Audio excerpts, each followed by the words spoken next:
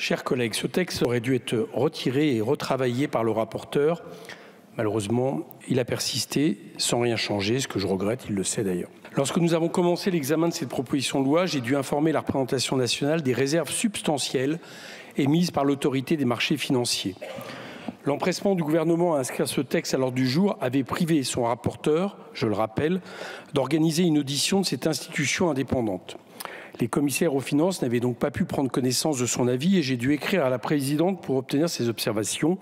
Je la remercie une nouvelle fois ici pour ces réponses qui ont permis au moins d'avoir le débat éclairé dont le rapporteur était, comme nous d'ailleurs, privé. Mais les alertes n'ont pas été entendues. Vous nous présentez un projet insécurisant qui propose de nouvelles mesures de dérégulation et qui renforce, de mon point de vue, le risque systémique. Les droits de vote multiples sont toujours octroyés pour 15 ans et non 7 ans comme recommandé.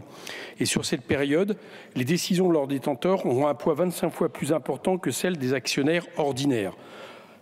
Sans que je sache très bien pourquoi, au final, c'est ce chiffre que vous avez préféré privilégier à ce que, pourtant, le Haut Comité juridique de la place financière de Paris préconisait, c'est-à-dire un rapport de force de 1 à 10 au maximum.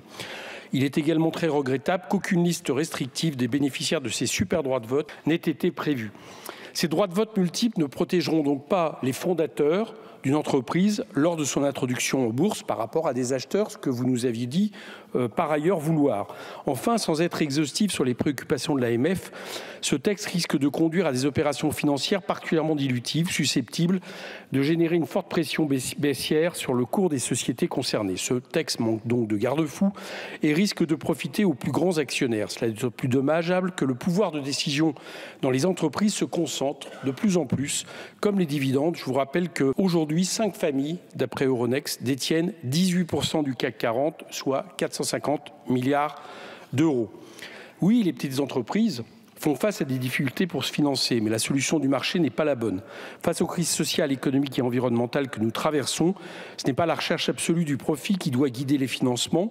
Les entreprises ne peuvent plus être soumises à des fonds qui recherchent la maximisation immédiate du profit au lieu d'investir dans des projets de long terme. L'épargne des personnes ne doit pas être exposée aux aléas des marchés financiers. De ce point de vue-là, je préfère qu'on parle de crédits réorientés en faveur des PME, TPE ou d'aides publiques qui leur seraient avantageusement données par rapport à des grands groupes. Je reconnais que revenir devant nous avec une nouvelle copie, vous, le gouvernement, puisqu'il s'agit de son texte, vous aurez finalement assez embarrassé parce que vous auriez dû justifier d'une étude d'impact sur les effets prétendus sur l'emploi, les rentrées fiscales et la balance des paiements.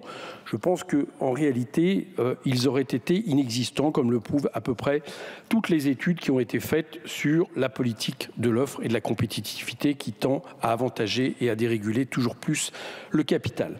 Cette attractivité que vous recherchez à tout prix, finalement, à mon sens, n'est en réalité qu'un prétexte pour accroître ce que vous appelez être la compétitivité de la place financière de Paris, notamment par rapport à Londres. Et je dois observer que la bonne santé des marchés financiers, la bonne santé de la Bourse de Paris n'est pas forcément toujours connectée avec l'activité économique.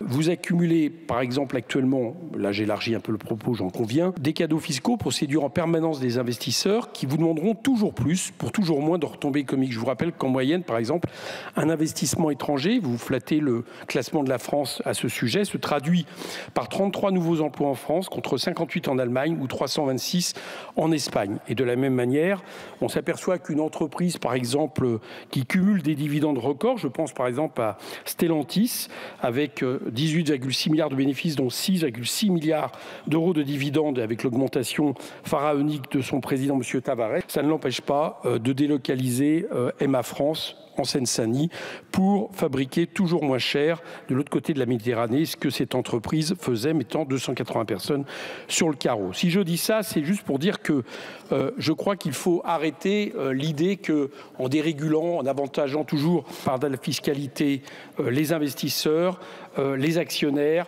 la Bourse du travail de Paris, eh bien, nous créons des emplois dans ce pays. Malheureusement, les 20 ans derniers d'évolution économique montrent que c'est parfois et même souvent l'inverse. Merci.